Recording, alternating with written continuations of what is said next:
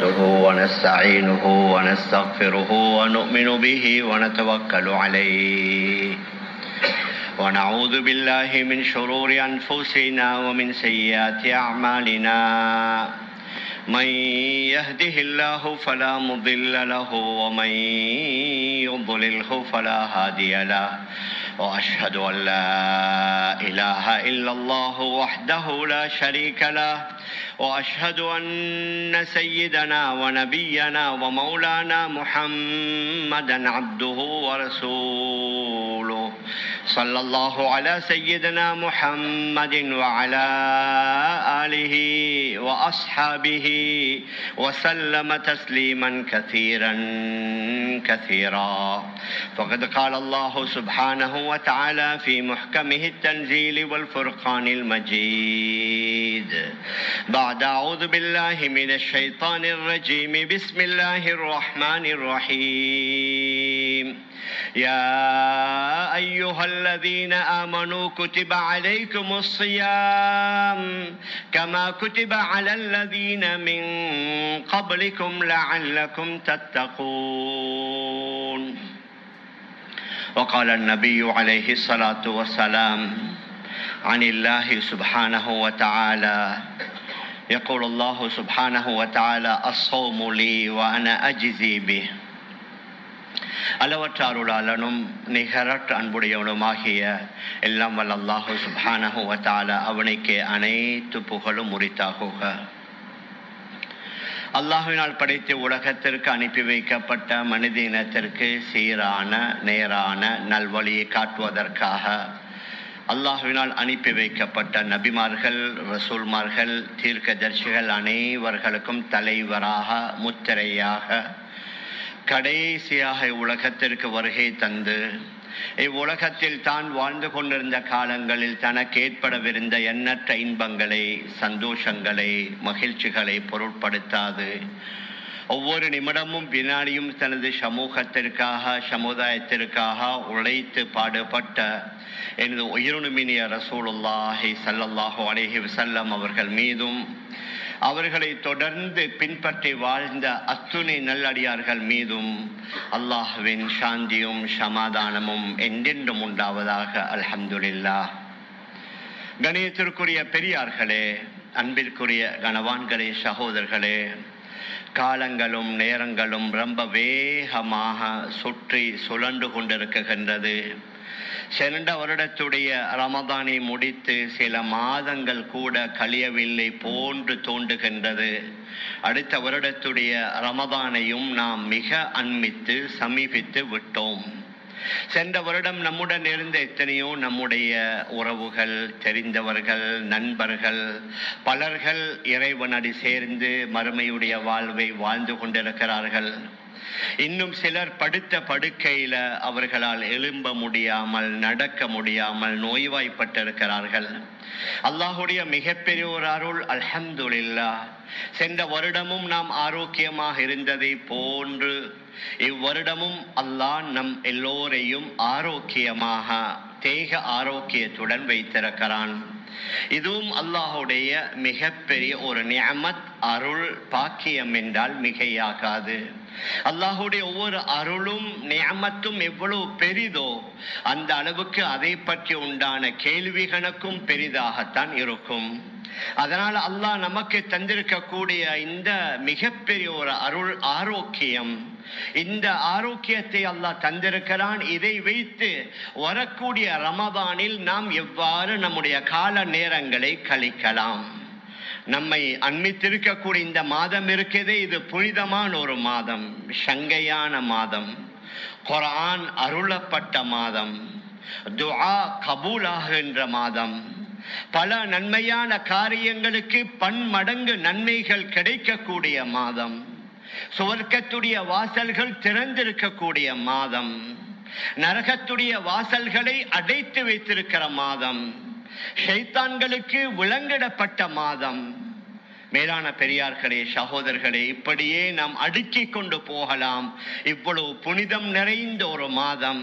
அந்த மாதத்திலே உள்ள ஒரே ஒரு இரவு 1000 மாதங்களை விட சிறந்த லைலத்துல் கத்ருடைய இரவை தனதாக்கி கொண்டிருக்கக்கூடிய மாதம் ரமதானுடைய மாதம். இது ஈகையுடைய மாதம், சபருடைய மாதம், பொறுமையுடைய மாதம் என்றெல்லாம் ஹதரத் ரசூலுல்லாஹி ஸல்லல்லாஹு அலைஹி வஸல்லம் அவர்கள் வர்ணித்திருக்கிறார்கள். இன்னும் ஒரு 12-13 நாள் தான் இருக்குகின்றது. அதனால நம்முடைய பலர் ஏதாவது முக்கியமான விசேஷம், வியாபாரத்திற்குரிய சீசன் என்றா 3 மாதத்திற்கு முன்னாலே சைனா சென்று விடுவார்கள்.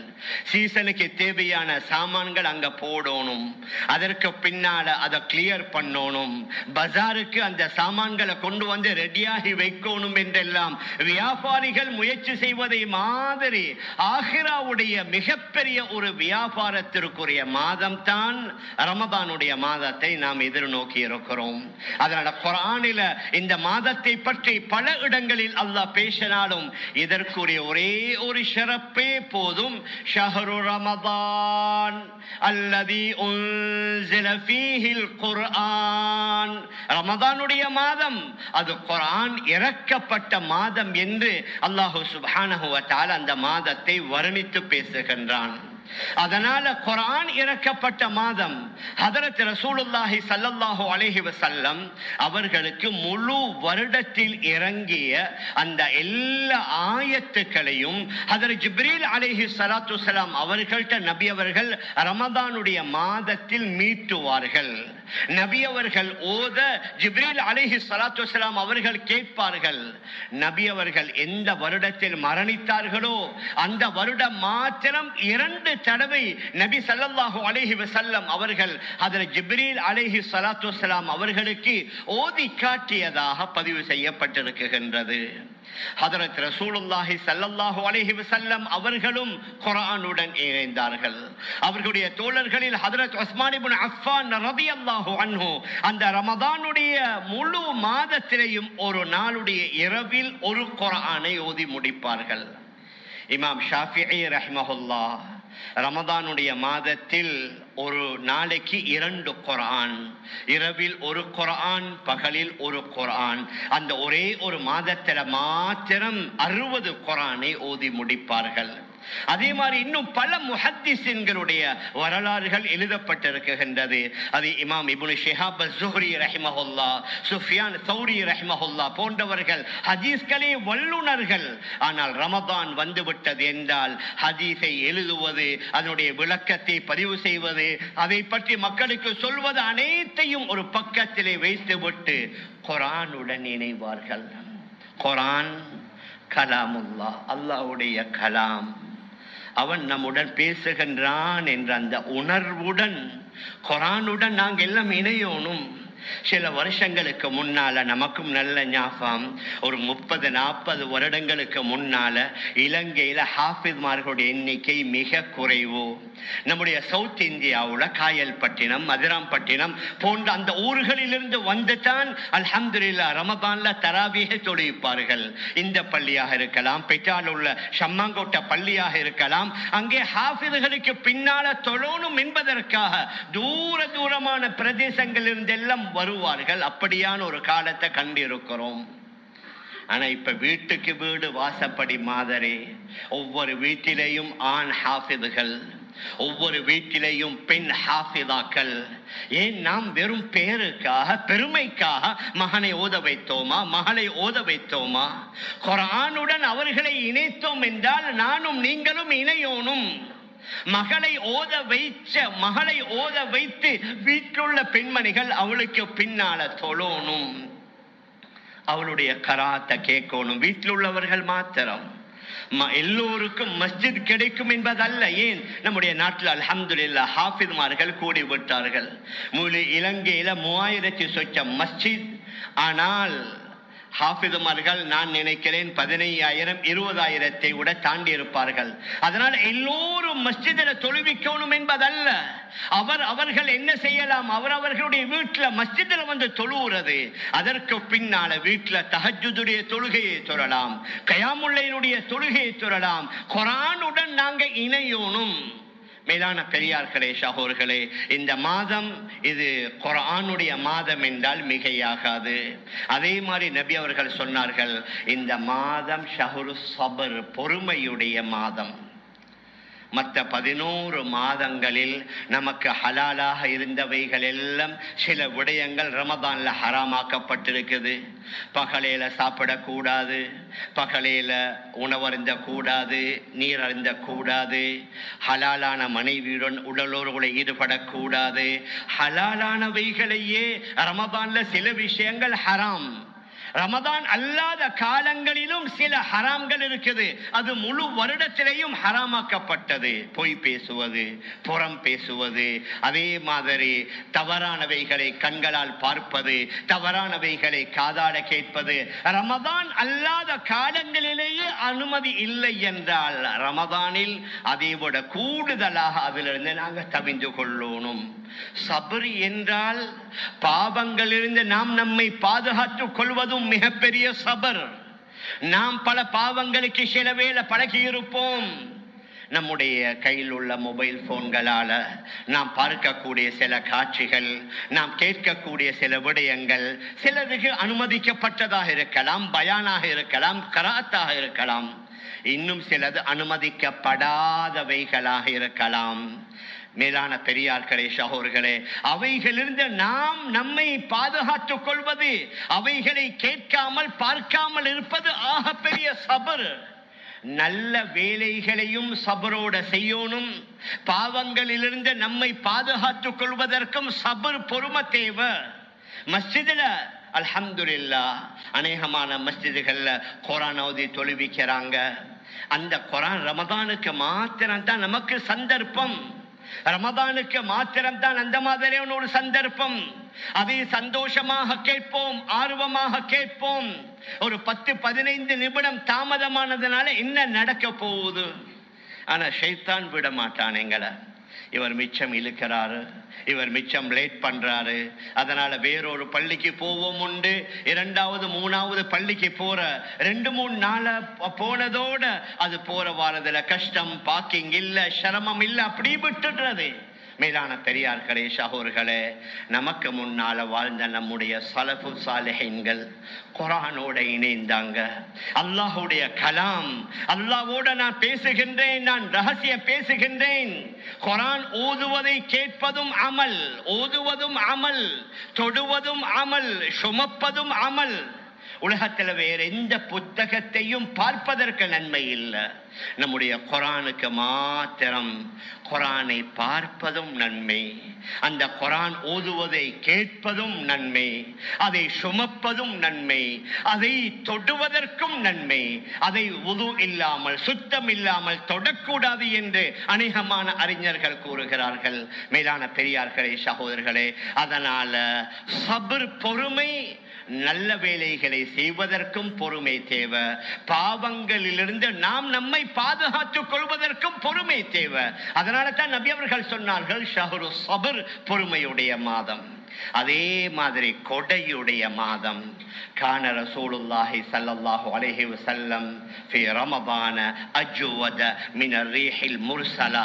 தென்றல் காற்றை விட வேகமாக நபி ஸல்லல்லாஹு அலைஹி வஸல்லம் ரமதானுடைய மாதத்தில் கொடை கொடுப்பார்கள். சாதாரணமான நாட்களிலும் கொடுப்பார்கள்.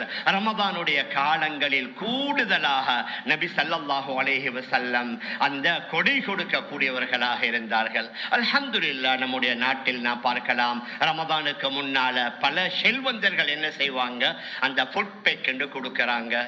மற்ற எல்லா நாடுகளையும் பார்க்க முடியாது. நம்முடைய நாடுகள்ல ஒரு அழகான காட்சி உண்டு. ஆனால் அதை நம்முடைய சதகாவால தான் கொடுக்கணும். ஷாஃபி மதஹபுடைய அடிப்படையில நாம் கொடுக்கக்கூடிய அந்த ட்ரை ஃபுட்ஸ், அந்த ஃபுட் பேக் இருக்குது, பொருளாக ஷாஃபி மதஹபுடைய அடிப்படையில ஜகாத் கொடுக்க முடியாது. ஜகாத் அது பணமா தான் கொடுக்கணும். நீங்க பொருள் கொடுக்கிறீங்க, ஃபுட் பேக் கொடுக்கிறீங்க, தாராளம். அது உங்களுடைய சதகாவால கொடுப்பது தான் சாலை சிறந்தது. நம்முடைய ஜகாத் ஷாஃபி மதஹபுடைய அடிப்படையில அது பணமாகத்தான். தகுதி உள்ளவர்களுக்கு ஜகாத் எடுப்பதற்கு எலிஜிபிள் ஆனவர்கள் யாரு? சென்ற வருஷம் தகுதி, இந்த வருஷம் இல்லாண்டா அவங்க ஏதாவது நினைப்பாங்க, ஏதாவது சொல்லுவாங்க, கொடுக்காட்டி எங்களோட கோயிச்சு கொள்வாங்க. அதற்காக வேண்டி அல்ல. ஜகாத் யாருக்கு கொடுக்கப்படணும் அது தனியான ஒரு பாடம். குர்ஆன்ல அல்லாஹ் மிக தெளிவாக சொல்லி இருக்கிறான். அதற்கு தகுதியானவர்களுக்கு மாத்திரம் ஜகாத் பணமாக கொடுக்கப்படணும். மேலான பெரியார்களே, சகோதரர்களே, மறுமுனையில நாம் பார்க்கலாம், நம்முடைய நாட்டிலே உள்ள இஸ்லாமியர்களில் 60% ஏழைகள்.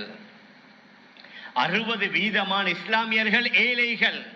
இன்னும் ஒரு 25-30% நடுத்தரவாதிகள். செல்வந்தர்கள் என்ற வேணுமென்ற ஒரு 10% தான் இருப்பாங்க.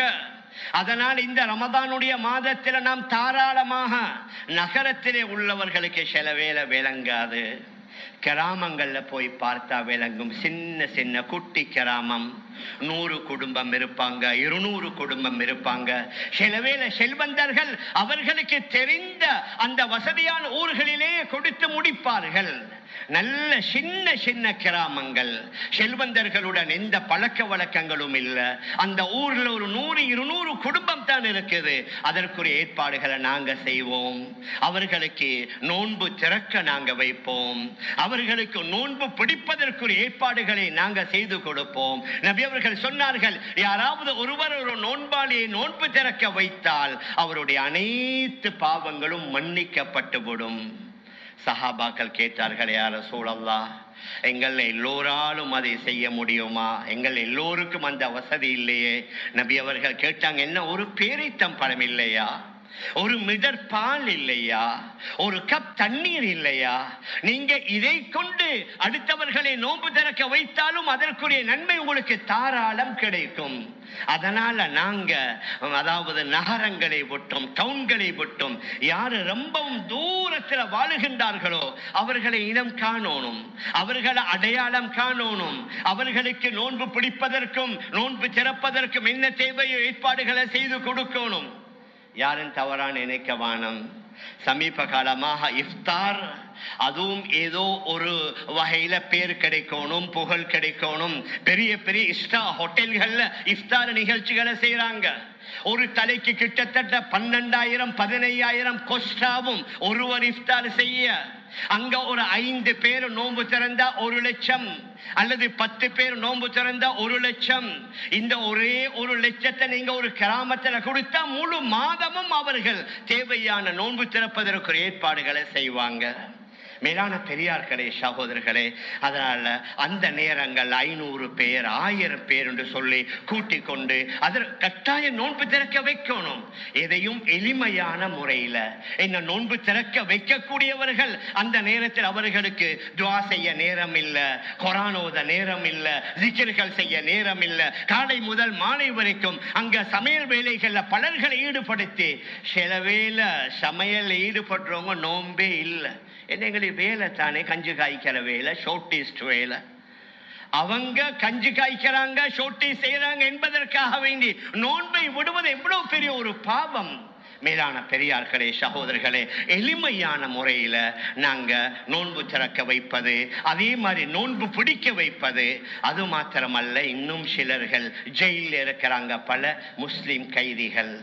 இன்னும் யூனிவர்சிட்டியில படிக்கக்கூடிய பல இஸ்லாமிய மாணவிகள் அவங்க ஹாஸ்டல்ல இருந்து வெளியில வரையில, அல்லது அவர்கள் வாழ்ற பகுதியில இஸ்லாமிய கடைகள் இல்ல, அல்லது இரவில் அவர்கள் உணவு பணம் இருந்தாலும் வாங்குவதற்கு ஏற்பாடுகள் இல்ல. இப்படி எங்களோட நாட்டில் பல தேவையுடையவர்கள் இருக்கிறார்கள். அவர்களை இனம் கண்டு, அவர்களை அடையாளம் கண்டு, அவர்களை யார் யாருக்கு என்னென்ன தேவைகள் இருக்குதோ அந்த தேவைகளை பூர்த்தி செய்து கொடுத்தால் இன்ஷா அல்லாஹ் அந்த முழுமையான நன்மைகளை நாங்கள் அடைந்து கொள்ளலாம். மேலான பெரியார்களே, சகோர்களே, இது துஆவுடைய மாதம் என்றால் மிகையாகாது. ஒவ்வொரு நாளும் அல்லாஹ் தன்னுடைய அடியார்களை விழித்து கேட்கின்றான், ஹல் மின் தாஇன் ஃபஉஜீபலா, என்னை அழைக்கிறவர்கள் யாரும் இல்லையா? அவருடைய அழைப்புக்கு பதில் கொடுக்க நான் தயார். என்னிடம் கேட்கிறவர்கள் யாரும் இல்லையா? அவர்களுக்கு கொடுப்பதற்கு நான் தயார். என்னிடம் பாவம் மன்னிப்பு தேடக்கூடியவர்கள் யாரும் இல்லையா? அவர்களுடைய பாவங்களை மன்னிப்பதற்கு நான் தயார். வானத்திலே உள்ள மேகங்களுடைய அளவுக்கு நீங்க பாவங்களை செய்து வந்து என்னிடத்துல பாவ மன்னிப்பு தேடினால் உங்களுடைய பாவத்தை மன்னிப்பதற்கு நான் தயார். அதனால இந்த ரமதானுடைய மாதம் அது துஆவுடைய மாதம், ரமதானுடைய மாதம் இஸ்திக்ஃபாருடைய மாதம். வீட்டிலுள்ள பெண்மணிகளுக்கும் நாங்க சொல்லணும், அவங்க அந்த நோன்பு திறப்பதற்கு ஒரு ஏற்பாடுகளை செஞ்சு அந்த துஆ கபூலாகிற நேரத்துல கூட அநேகமான பெண்மணிகள் சமையல் அறையில, கிச்சன்ல அவங்க எல்லாம் ஒரு முறைக்கு கொண்டு வரணும். ஒரு அரை மணி நேரத்திற்கு முன்னால தேவையான அனைத்தையும் செய்து வந்து நோன்பு திறக்கிற இடத்துல வைத்து விட்டு அந்த வீட்டுள்ள பெரிய ஆண்கள், பெரிய பெண்கள், எங்கட வயது வந்த மகன், மகள், சின்ன பிள்ளைகளை எல்லோரையும் வைத்து நாங்க பழக்கணும். நம்முடைய வாப்பமார் எங்களை பழக்கினாங்க, நம்முடைய உம்மமார் எங்களை பழக்கினாங்க. ஆனா இப்ப உள்ள இந்த சபையில் உள்ள நாங்க 40 வயது 50 வயது அடைந்த நாங்க எங்கட மகன்மாருக்கு பழக்கிறோமா? நம்முடைய மகள்மார், பேரன் பேத்திகளுக்கு இவைகளை சொல்லிக் கொடுக்கிறோமா? துஆ கபூலாகிற நேரம் எவ்வளவு தேவையானவைகள் இருக்குது.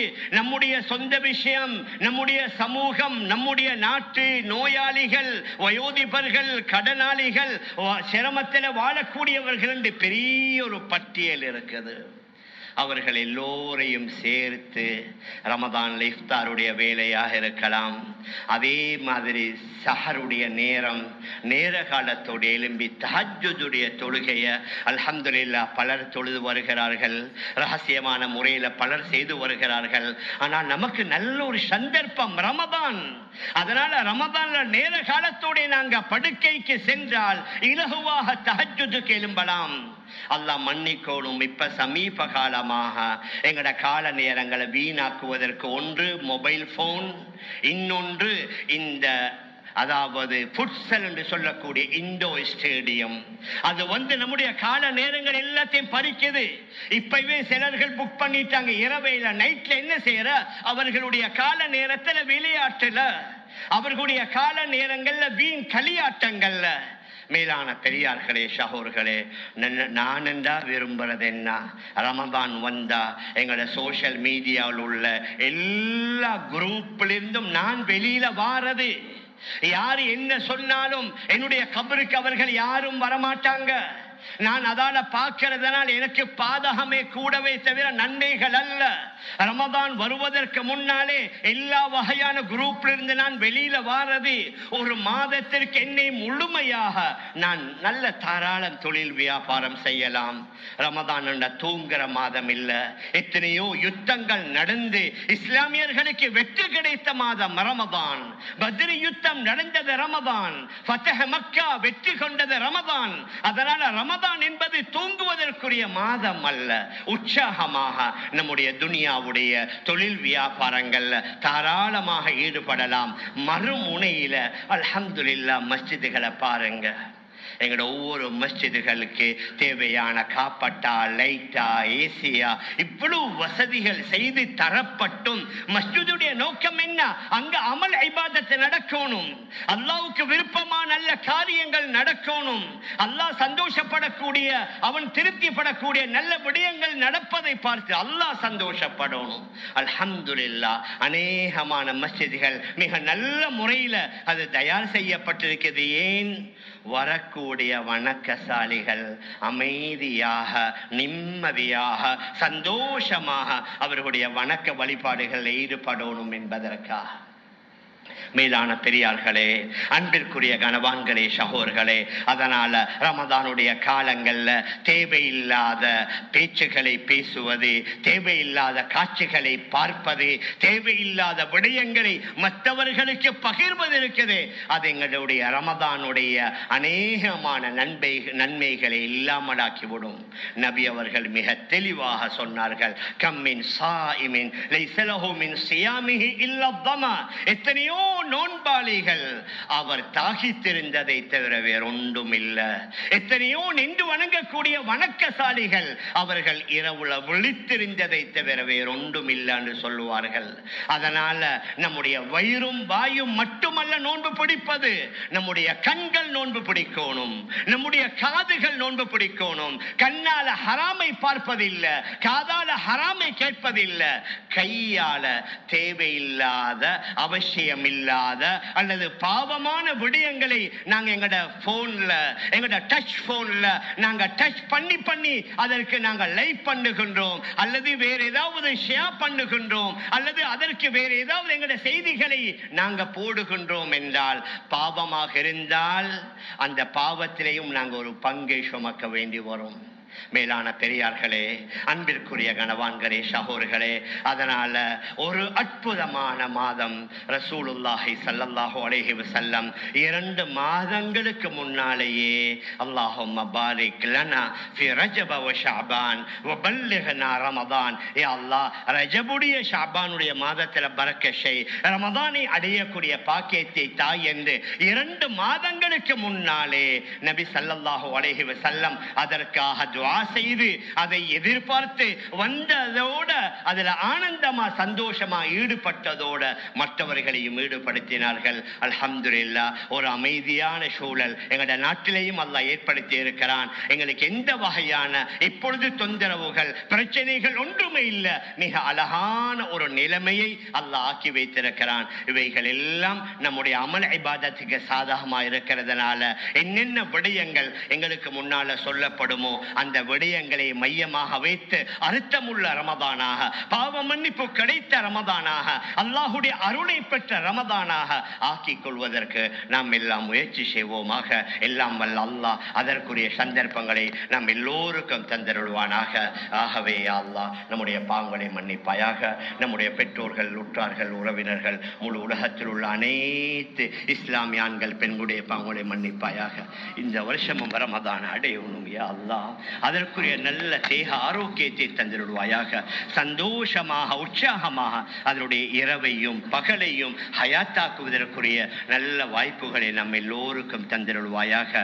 நீ பொருந்தி கொண்ட கூட்டத்தில் நம் எல்லோரையும் சேர்த்துக் கொள்வாயாக. வஸல்லல்லாஹு வஸல்லம் அலா சய்யிதினா முஹம்மதின் வ ஆலிஹி வ ஸஹ்பிஹி அஜ்மஈன் பிரஹ்மதிக யா அர்ஹமர் ராஹிமீன்.